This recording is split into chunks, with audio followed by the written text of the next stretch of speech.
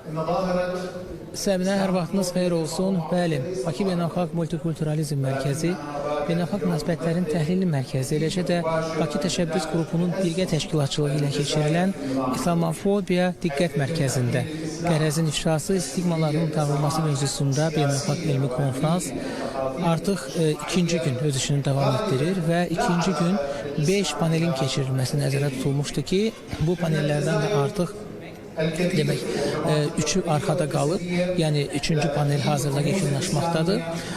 Əsas məsələ təbii ki, bugün Avropada artıq institutlaşmaya, təşkilatlanmaya doğru gedən İslamofobiya meyillərinin aradan qaldırılması və bununla bağlı konkret təkliflərin irəli sürülməsidir.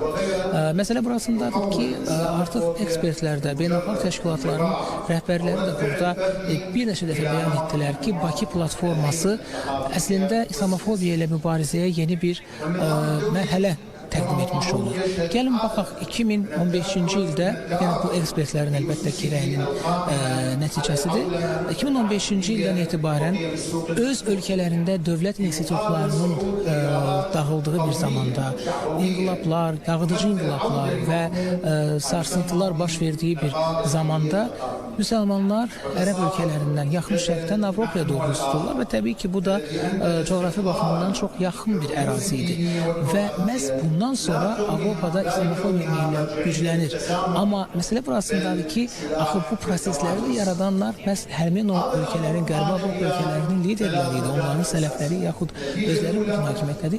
Mən bu fikri niyə deyirəm? Çünki bir qədər əvvəl də biz söhbətləşəndə məhz bu fikri açıq-aydın Almaniya demək, Müsəlmanları Şurasının rəhbəri bizə bildirdi ki, məhz müsəlmanlara qarşı müəyyən qrupların fəaliyyət göstərməsi hökumətlərin bugünə qədər İslamofobiya meyillərinin olduğunu etiraf etməmələrinin nəticəsidir. Bu çox böyük bir problemdir. Burada hazırda biz İslam irsinin qorunması ilə bağlı bir paneldəyik və bu paneldən əvvəlində Azərbaycanın 30 il ərzində Qarabağda məhv edilmiş müqəddəs məkanları ilə bağlı məlumat verildi və Tataristan müsəlmanların rəhbəri burada çıxış edəndə o konkret olaraq bildirdi ki, Azərbaycan məhz bu prosesdə əziyyət çəkib, əziyyət çəkən ölkələrdən biridir və şübhəsiz ki, Azərbaycan nümunəsi bizim üçün bir yol xəritəsi olmalıdır. Son dərəcə dəqiq bir yanaşma tərzi idi və bütün bunları əsas olaraq da məhz bugün dünyanın müxtəlif ölkələrində İslam irsinin dağıdılması ilə bağlı müxtəlif hesabatlar var və bu hesabatlar yeri gəlmişkən burada da təqdim olunur. Amma Azərbaycan nümunəsi məhz Bakı platformasının beynəlxalq ictimaiyyətə konkret təkliflər verməsi ilə bağlı çox faydalı olacaq. Və bir məsələni də son olaraq qeyd edim Səbinə.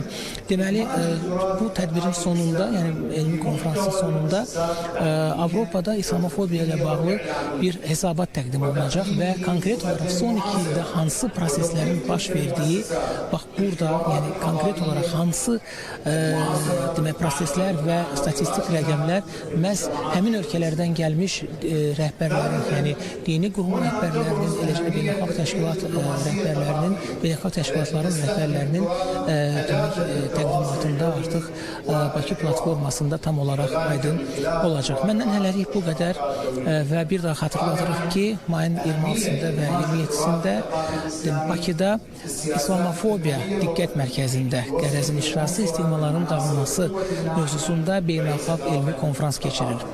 Söz sizdə Səbinə, buyurun.